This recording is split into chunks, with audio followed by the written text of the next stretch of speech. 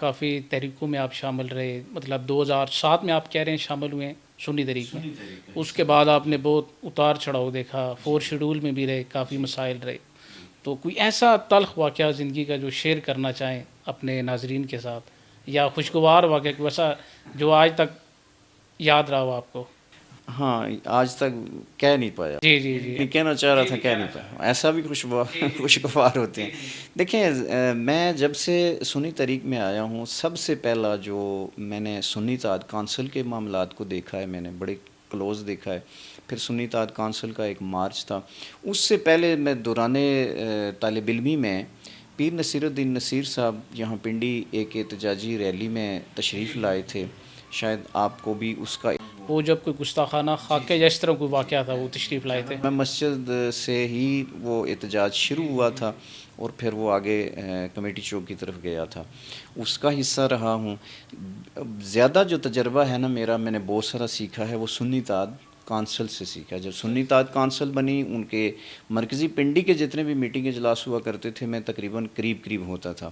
پھر اس long march کا میں بڑا حصہ رہا۔ لانگ مارچ میں بڑے تلخ تجربات ہیں ہمارے، جو باہر سے کراچی سے پاکستان سنی تحریک کے بہت سارے لوگ آئے ہوئے تھے، راول پنڈی میں ان کو ٹھہرانا، انتظامیہ کا پریشر، انتظامیہ کی گرفتاری، یہ ساری چیزیں تھیں، یہ ساری چیزیں ہم نے فیس کی ہیں۔ اور جو میں اپنے ناظرین کے ساتھ شیئر کرنا چاہتا ہوں کہ جب ہم یہاں راول پنڈی سے لاہور گئے، لاہور سے جب واپس آئے تو اس وقت میں نے زلفیں رکھی ہوتی تھی، جب میں یہاں پیر ودائی اترا ہوں سبزی منڈی موڑ کے اوپر، تو مجھے کچھ لوگ دیکھ رہے تھے، یہ کون ہے، مطلب میری حالت ایسی بگڑی ہوئی تھی۔ تو جب گھر بھی میں آیا تو میں نے شیشہ دیکھا تو میں نے اپنے آپ کو پہچانا نہیں ہے، یعنی کہ قربانی کے بغیر کچھ بھی نہیں ہوتا۔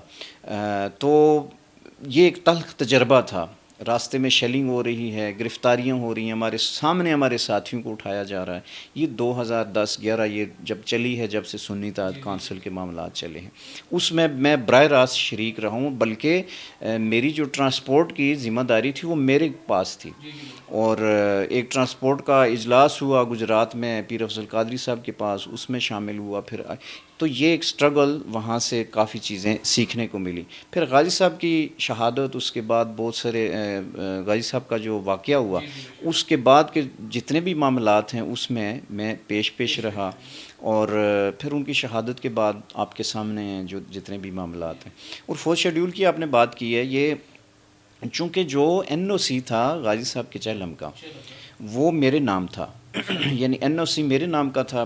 جو چیلم کا بعد میں وہ ڈی چوک میں دھرنا ہو گیا تھا؟ جی، ڈی چوک کی طرف پھر وہ جی، تو وہاں پہ نا انتظامیہ کے ساتھ ڈیلنگ ساری میں نے خود کی ہوئی تھی، چونکہ تحریک لبیک کا اعلان جو تھا اس دن ہونا تھا، ہوا تھا بلکہ، اور جو تحریک لبیک کے جو اسلام آباد میں ایک میٹنگ ہوئی تھی، میں اس میں شریک تھا، اس میں ہمارے سارے قائدین موجود تھے۔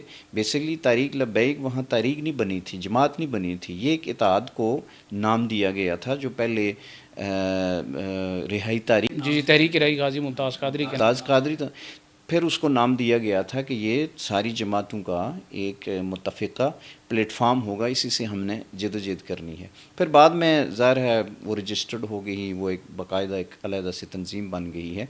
تو اس کے بعد پھر فورتھ شیڈیول مجھ پہ لگ گیا تھا، اور میں نے 3 سے 4 سال بڑی ہی مشکلات میں دیکھی۔ میرا آئی ڈی کارڈ بلاک ہے، میرا پاسپورٹ بلاک ہے، میری پراپرٹی فریز ہو گئی ہے، مجھ پہ اتنی پابندیاں تھیں کہ میں تھانے کی اجازت کے بغیر کہیں آگے پیچھے آنا جانا میرا مشکل ہو گیا تھا۔ اتنی سخت، مطلب وہ جو غازی صاحب کی تحریک میں آپ آگے چلتے رہے، اول دستے میں شامل ہیں، اس کی بنیاد پر آپ پھر سخت پابندیاں شکار ہوئے؟ اس میں یہ تھا کہ دیکھیں، جب کسی بھی ایونٹ کا این او سی کسی شخص کے نام جاری ہوتا ہے، چونکہ اس سے پہلے سنی تحریک ڈیل کر رہی تھی، یعنی جماعتوں میں اگر کوئی ایکٹیو جماعت تھی تو وہ سنی، جی سنی تحریک کا عروج تھا اس ٹائم کافی، مطلب یوتھ بھی جو جاتی تھی اس طرف بھی زیادہ۔ جی ایسا ہی ہے۔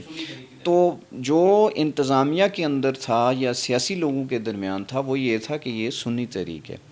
تو جب ہم کوئی بات کرتے تھے کہ نہیں یہ ہمارا بندہ نہیں ہے، جو سٹیج کسی سے کوئی ایسی بات ہوئی تو یہ ہمارا بندہ نہیں ہے، تو انتظامیہ ہمیں کہا کرتی تھی کہ کسی کا بھی ہے، یہ پلیٹ فارم سنی تحریک کا ہے، چونکہ سنی تحریک لیڈ کر رہی ہے۔ تو اس کے بعد پھر سارے جو مسائل تھے نا وہ بالخصوص میرے لیے ہمارے لیے زیادہ بنے ہیں.